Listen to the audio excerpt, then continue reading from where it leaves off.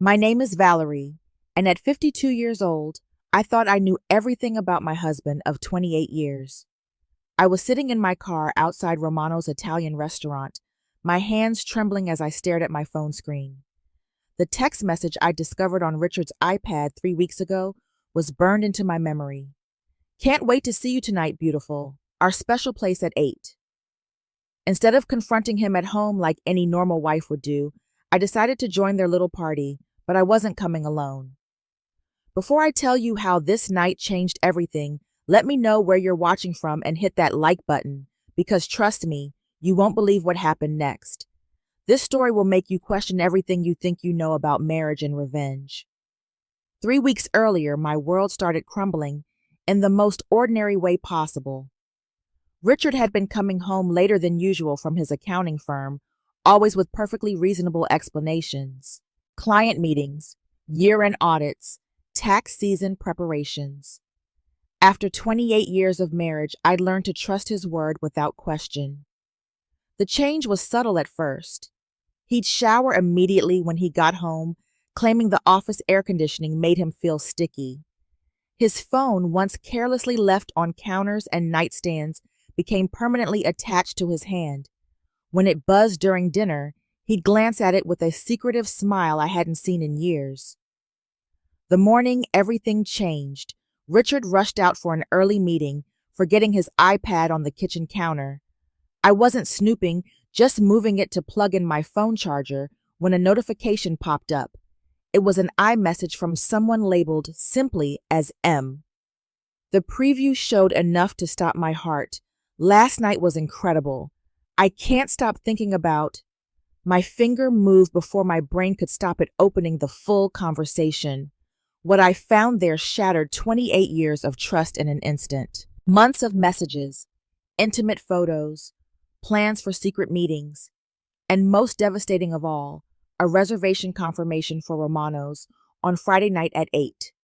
Romano's, where Richard had proposed to me 30 years ago, calling it our special place. I set the iPad down with shaking hands and walked to the bathroom mirror. The woman staring back at me looked older than her 52 years, with laugh lines that suddenly seemed more like worry lines. When had I stopped being the woman my husband desired?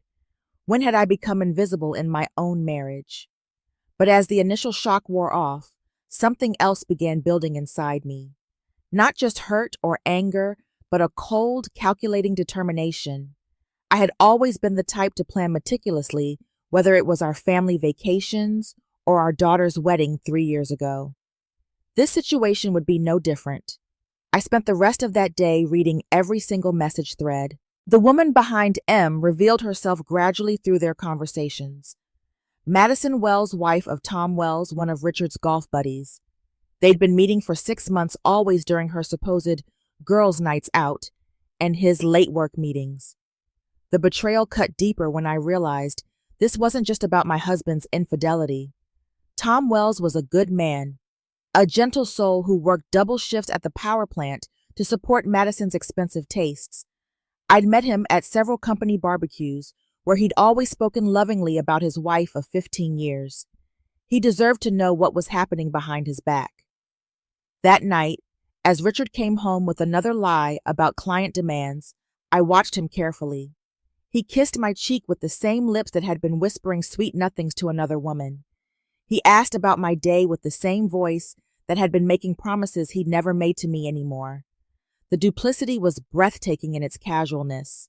As he headed upstairs for his usual post-work shower, I made a decision that would change everything. This wouldn't be a quiet confrontation behind closed doors. If Richard and Madison wanted to flaunt their affair in the place where my marriage began, then that's exactly where it would be exposed.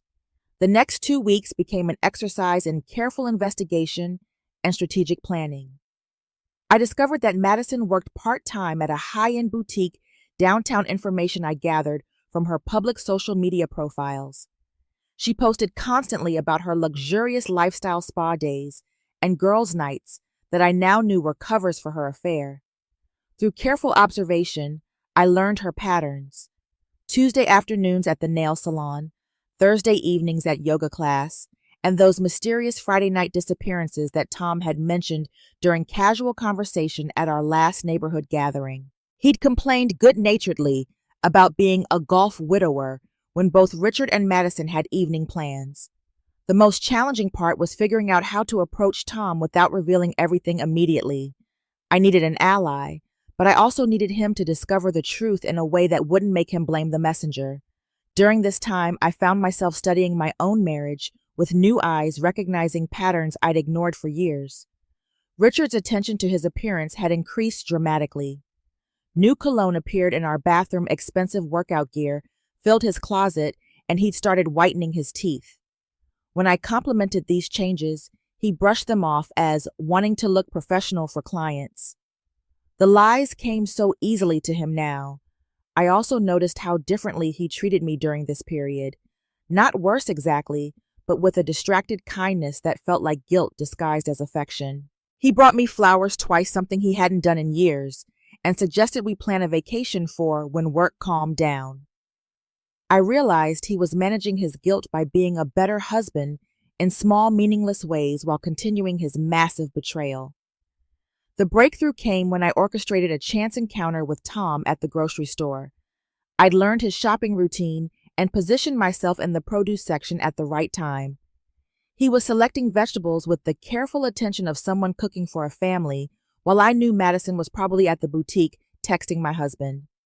"Tom, how lovely to see you," I said, genuinely pleased despite the circumstances. He was such a kind man, always asking about our daughter Sarah and remembering details about our lives. As we talked, I carefully steered the conversation toward marriage and communication. "Madison's been so busy lately." He mentioned picking up tomatoes. "Girls' nights out almost every week now. I keep telling her she needs her friendships, especially since we've been trying to start a family."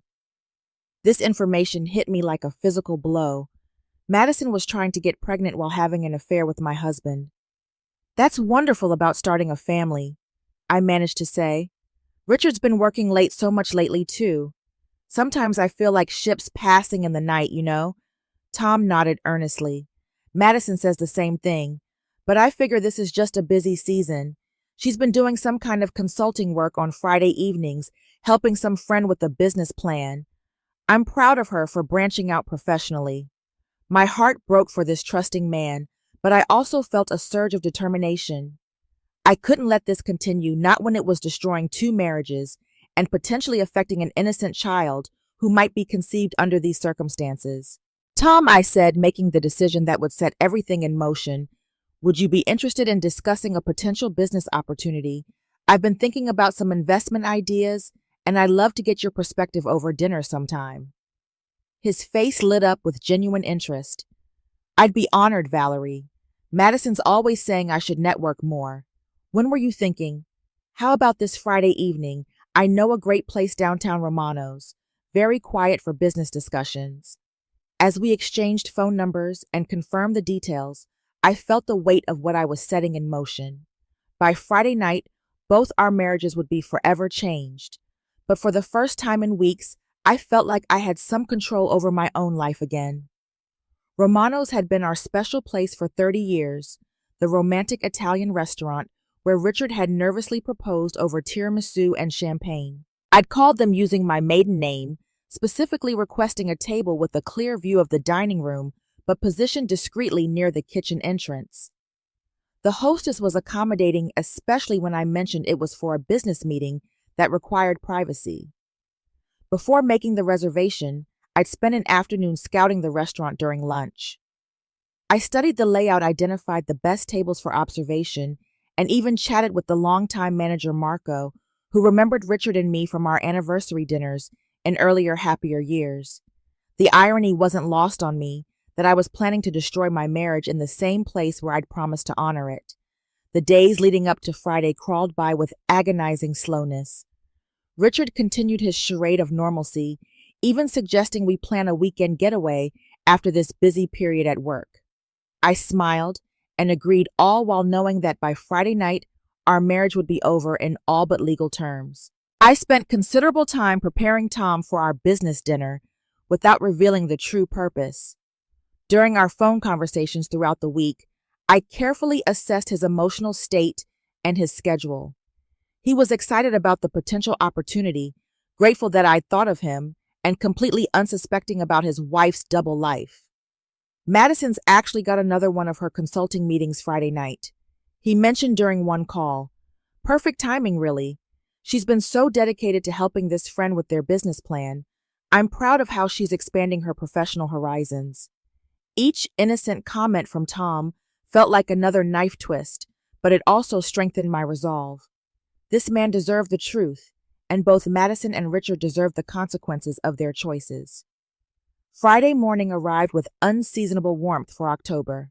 I spent extra time on my appearance, choosing a sophisticated navy dress that Richard had always complimented, paired with the pearl earrings he'd given me for our 25th anniversary. If I was going to confront my cheating husband, I would do it looking like the elegant, dignified wife he'd chosen to discard. Richard left for work that morning with a kiss on my cheek and a promise to try to get home early for the weekend. "Don't wait up if I'm late tonight, sweetheart," he said, the endearment sounding false after everything I knew. This client presentation might run long, but I should be finished by 9 or 10. I waited until his car disappeared down our tree-lined street before calling Tom to confirm our 7:30 arrival time. He sounded genuinely excited, talking about how much he was looking forward to our discussion. I hated deceiving him, but I knew that by the end of the evening, he'd understand why this approach was necessary. The afternoon passed in a blur of nervous energy. I found myself cleaning the house obsessively, as if preparing for guests, when in reality, I was preparing for my life to fundamentally change.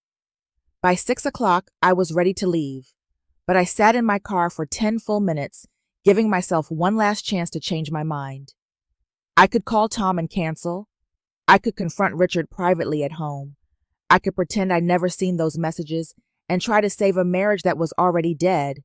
But as I sat there, I thought about Madison's pregnancy hopes and Tom's trusting nature, and I knew I couldn't live with myself if I let this continue. At 7:15, I picked up Tom from his modest ranch-style home across town.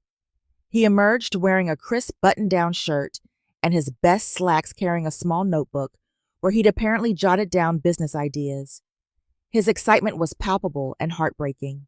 "I really appreciate this opportunity, Valerie," he said as we drove toward downtown. "Madison's always encouraging me to think bigger, to take more professional risks. She'll be so excited when I tell her about whatever we discuss tonight." I gripped the steering wheel tighter and managed a weak smile.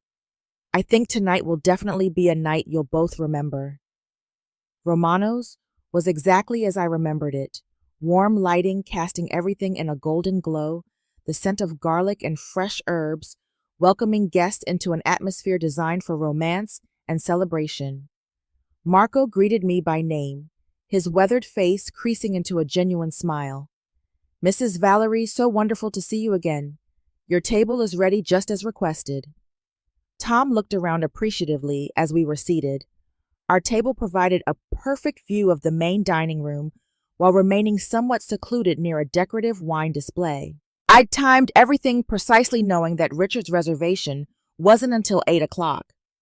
"This place is beautiful," Tom said, opening his menu. "Madison would love it here. She's always talking about trying new restaurants, but I usually suggest staying home to save money for our future family." I nodded, my throat tight with the knowledge of what was coming. We ordered drinks and appetizers, maintaining the pretense of a business meeting, while I watched the entrance like a hawk.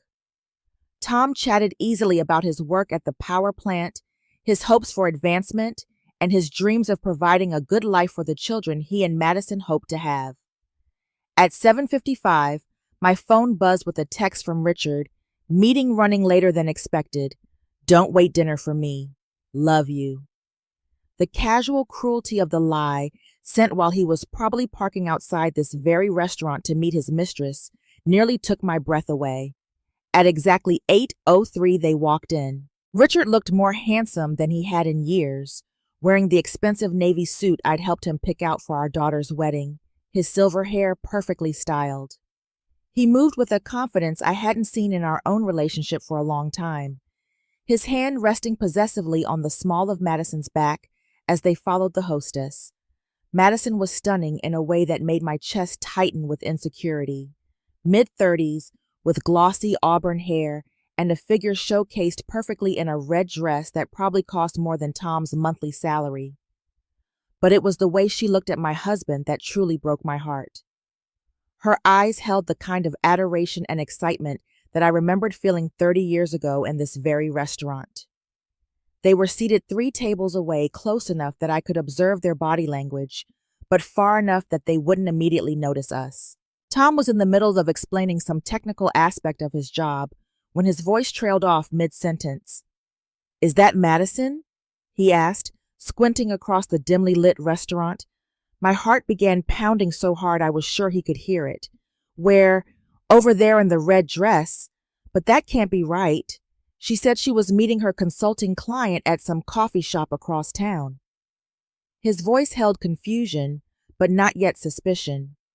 I followed his gaze to where Madison was laughing at something Richard had whispered in her ear, her hand covering his on the white tablecloth. "The man she's with, do you recognize him?" Tom studied the couple more carefully, his expression shifting from confusion to concern. "I don't think so. Maybe it's the client she's been helping, but she said it was a woman who needed business advice." His voice was taking on an edge I'd never heard before. We watched in painful silence as Richard lifted Madison's hand to his lips, kissing her knuckles in a gesture I'd seen him make to me countless times in our early marriage. Madison's resulting smile was radiant, the look of a woman completely in love. "Tom," I said softly, my voice steadier than I felt. "That man is my husband, Richard." The color drained from Tom's face so quickly I thought he might faint. He stared at me for a long moment, then back at the couple, then at me again. "That's not possible. Madison wouldn't. Richard wouldn't. They barely know each other." I reached across the table and placed my hand over his trembling one. "I found their messages 3 weeks ago. They've been meeting for months, Tom. I'm so sorry you had to find out this way, but I couldn't let it continue without you knowing." Tom's face went through a series of expressions, confusion giving way to hurt, giving way to a dawning anger that I'd never seen in this gentle man. "6 months," he whispered. "She's been different for 6 months. More secretive, more distant. I thought it was just stress from wanting to start a family." As we watched, Richard signaled the waiter for wine, the same expensive Chianti he'd ordered on our anniversary last year. Madison clapped her hands with delight when she tasted it, and Richard beamed with pride at her reaction. "What do we do?" Tom asked, his voice barely audible. I looked at this broken man across from me and made a decision that would haunt me for months afterward. We're going to walk over there, and we're going to sit down at their table, and we're going to have the conversation they've been too cowardly to have with us. Tom's eyes widened. In public, in front of all these people. Tom, they made this choice. They chose to flaunt their affair in a public place in the restaurant where Richard proposed to me. They chose to lie to us for months while planning their future together. They don't deserve our discretion. I signaled Marco, who hurried over with a concerned expression. "Is everything all right, Mrs. Valerie?" "Actually, Marco, could we possibly move to that table there?" I pointed to an empty 4-top directly adjacent to Richard and Madison's table. "We're expecting 2 more people to join us." Marco looked confused but nodded professionally. "Of course, let me just clear it for you." As we gathered our things and moved to the new table, Tom grabbed my arm. "Valerie, are you sure about this? Once we do this, there's no going back." I looked at my husband of 28 years, feeding tiramisu to another woman in the place where he'd promised to love me forever. "There's already no going back, Tom. They made sure of that." The moment we sat down at the adjacent table, I saw Richard's peripheral vision catch the movement. His head turned slightly, and I watched 28 years of shared history register on his face in the space of a heartbeat. First confusion, then recognition, then absolute terror. Madison was mid-sentence, something animated about her day at the boutique when she noticed Richard had gone completely pale and stopped responding. She followed his horrified gaze to our table and her face went through the same devastating progression of emotions. "Hello, Richard," I said in a voice that carried just far enough. "Madison." Richard's mouth opened and closed like a fish gasping for air. Madison's hand flew to her chest, and she made a small, wounded sound that I might have pitied under different circumstances. Tom, meanwhile, was staring at his wife with an expression of profound betrayal. "Madison," he said, and her name came out like a prayer from a man whose faith had just been shattered. "Tom, what are you doing here?" Madison's voice was high and strained panic making her words come out too fast. "I thought you were working late tonight." "I was having dinner with Valerie," Tom replied with devastating calm. "Discussing business." Imagine my surprise when I saw my wife on what appears to be a romantic date with another woman's husband. The tables around us had gone quiet, other diners sensing the tension, even if they couldn't hear the specific words. Richard finally found his voice, though it came out as a hoarse croak. "Valerie, this isn't what it looks like." I laughed, a sound completely devoid of humor. "Really, Richard? Because it looks like my husband of 28 years is sharing an intimate dinner with Tom's wife at the restaurant where you proposed to me. Please enlighten me about what I'm misunderstanding." Madison was crying now, mascara running down her cheeks in dark rivers. "Tom, I can explain. This is just what Madison—" Tom's voice was getting louder, drawing even more attention from nearby tables. "Just another one of your consulting meetings. Just another girls' night out. How long has this been going on?" 6 months. I answered when Madison remained silent. 6 months of lies, secret meetings, and planning a future together while pretending to love the spouses they were betraying. Richard leaned forward desperately. "Valerie, please can we discuss this at home, privately?" "Like you discussed your affair with me privately," I shot back. "Like you asked for my permission before you decided our marriage vows meant nothing. No, Richard, you chose to bring your relationship into the open. You chose this restaurant, this public display. I'm simply joining the party you started." Other diners were openly staring now, some holding up phones. The thought briefly crossed my mind that this scene might end up on social media, but I found I didn't care. Let the world see what happened when people thought they could destroy families without consequences. Madison suddenly stood up, swaying slightly on her heels. "I can't do this. I'm leaving." But Tom stood up too, blocking her path. "Sit down, Madison. We're going to finish this conversation." I had never seen gentle, accommodating Tom speak with such authority. Madison sat back down heavily, her sobs getting louder. "How could you do this to me?" Tom continued, his voice breaking. "I worked double shifts to give you the life you want. I've been saving for years so we could buy a house, start a family. I trusted you completely." Richard tried to take control of the situation. "Look, everyone, just calm down. We can work this out like adults." "Adults?" I repeated incredulously. "Adults don't sneak around behind their spouses' backs for 6 months. Adults don't make hotel reservations under fake names.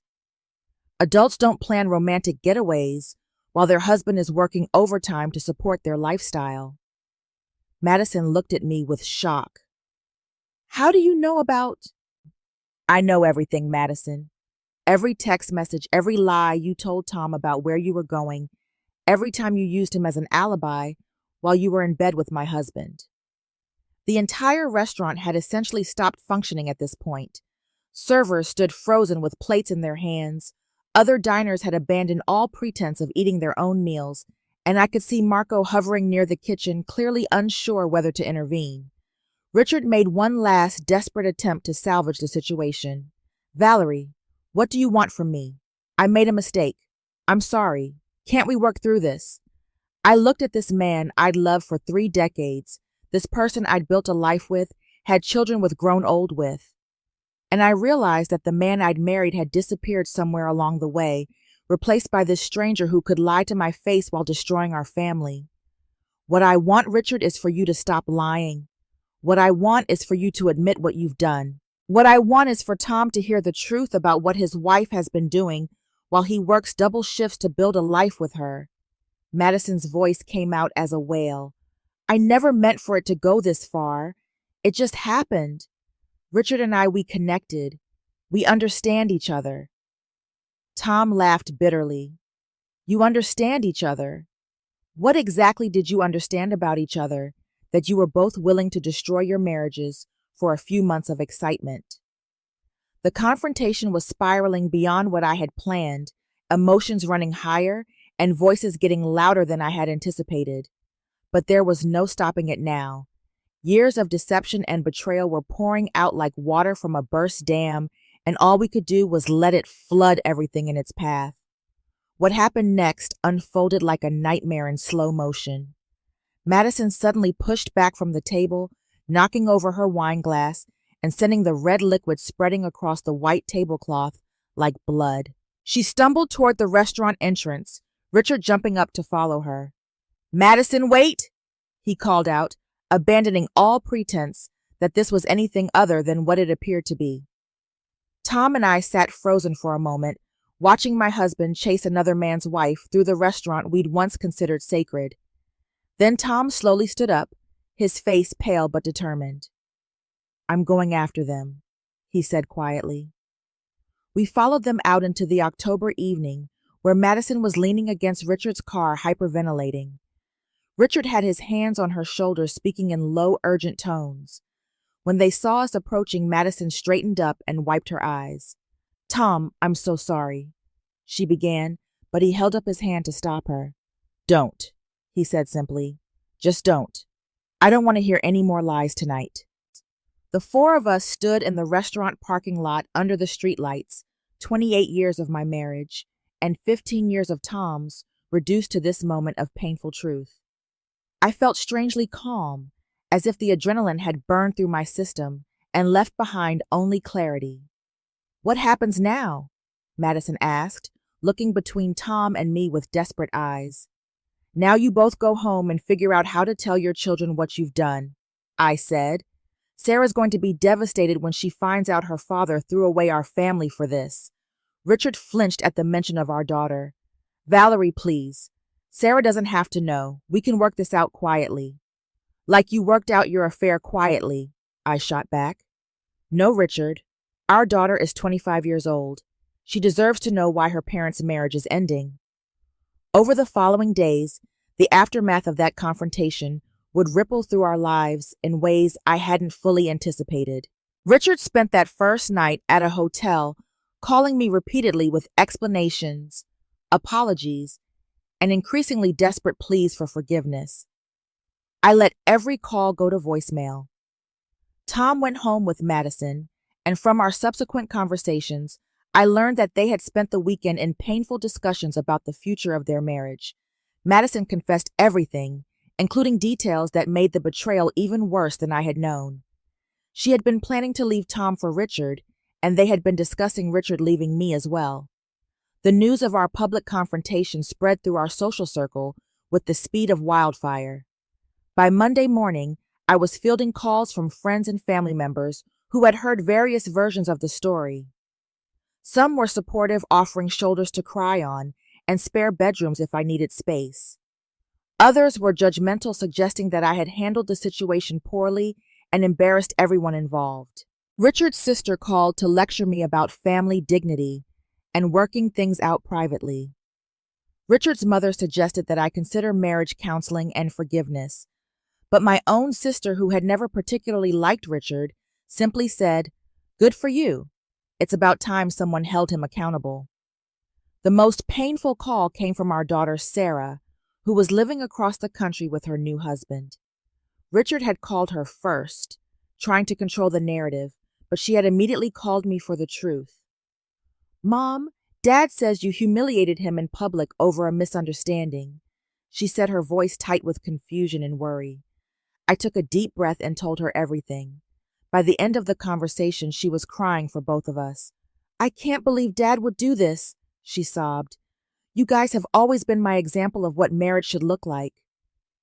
That phone call broke my heart more than finding the affair in the first place. Richard hadn't just betrayed me, he had destroyed our daughter's faith in love and commitment.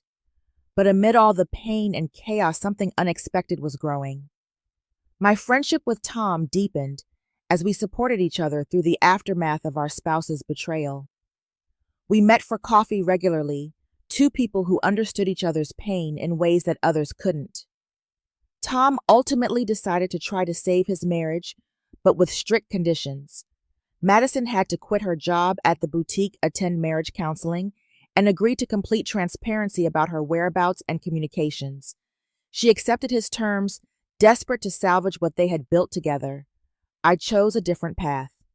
18 months later, I was sitting in my new apartment, a cozy two-bedroom place with large windows that filled the space with natural light. It was smaller than the house Richard and I had shared for 15 years, but it was entirely mine, decorated according to my taste, filled with books I actually wanted to read and art that spoke to my soul. The divorce had been finalized 6 months earlier. Richard had tried every manipulation tactic in his arsenal to avoid it, from promising counseling to threatening financial retaliation. But I had been methodical in my preparation, documenting everything, securing my own legal representation, and refusing to be swayed by his alternating cycles of anger and remorse. The settlement had been fair, giving me enough financial security to start over at 53. I had used the transition period to make changes I should have made years earlier. I left my part-time administrative job and returned to teaching, something I had abandoned when Sarah was born, but had always missed. Working with teenagers again reminded me who I had been before I became defined entirely by my role as Richard's wife. Tom and I still met for coffee occasionally, though less frequently, as he worked on rebuilding his marriage. Madison had kept her promises, attending counseling faithfully and working to regain his trust.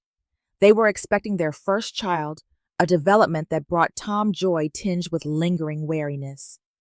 "Sometimes I wonder if I made the right choice," he admitted during our last coffee meeting.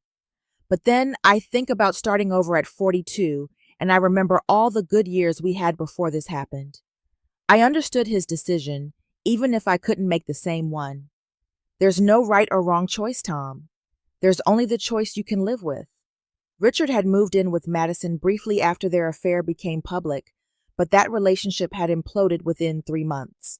Apparently, the excitement of forbidden love couldn't survive the reality of public scrutiny and practical considerations. Madison had returned to Tom, and Richard was now living alone in a downtown apartment, dating women he met through online apps.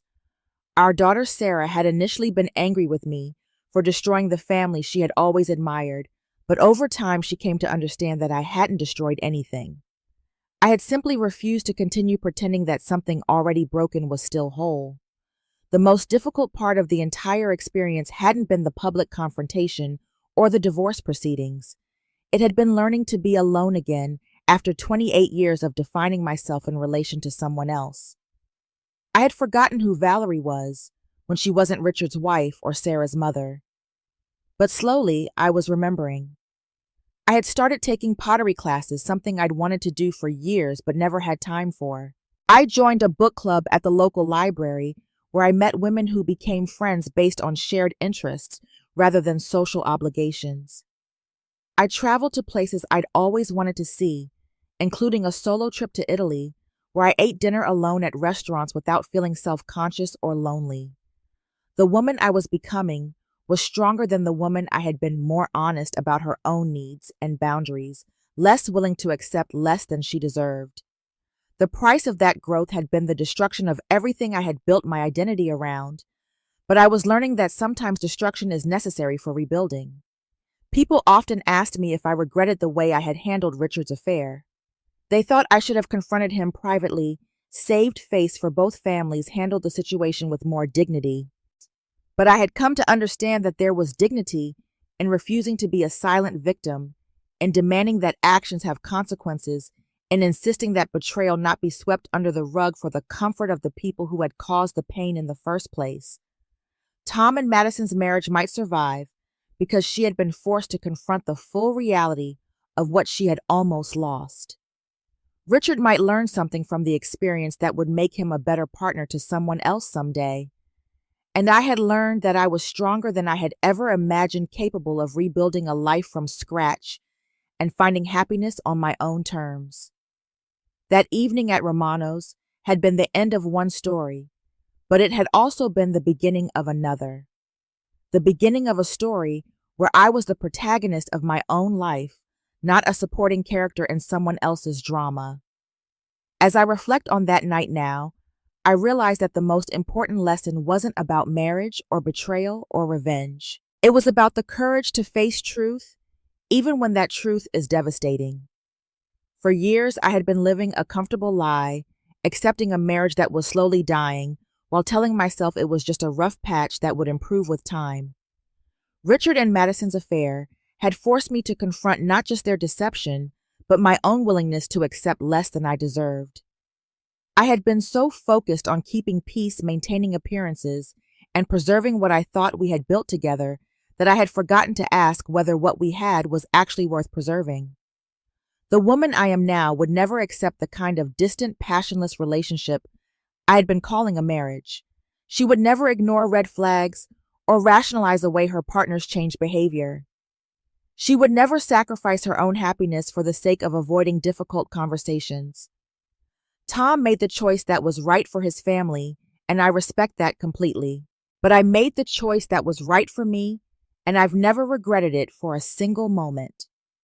Sometimes the kindest thing you can do for yourself is refuse to participate in your own diminishment.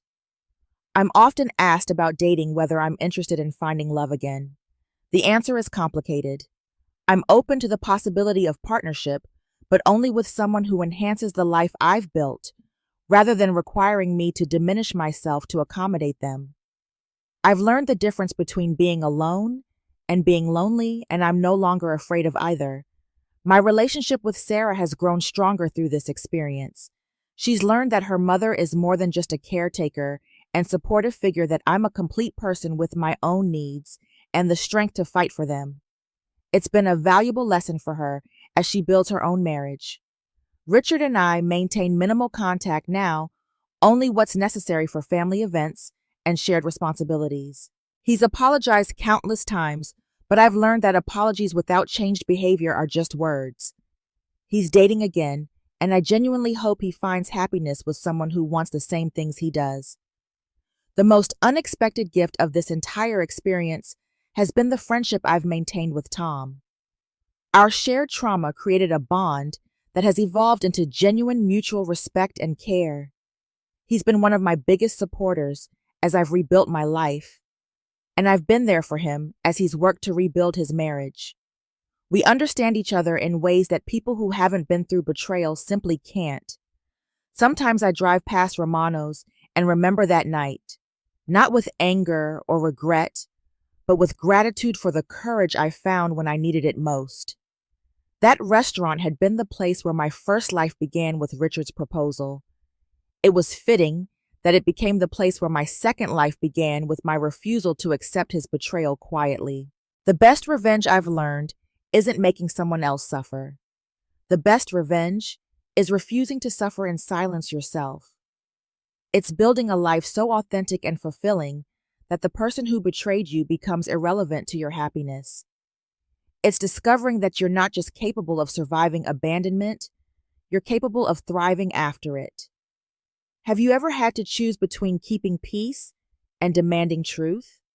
Sometimes the most loving thing you can do is refuse to enable someone else's worst behavior, even when that someone is the person you promised to love forever. Comment below and let me know your thoughts about confronting betrayal. If this story resonated with you, please give it a like and share it with someone who might need to hear it. Don't forget to subscribe for more stories about finding strength in the most difficult moments of our lives. Thank you for listening to my story, and I hope it reminds you that you're stronger than you know and deserve more than you might be accepting. Sometimes the end of one story is just the beginning of a better one.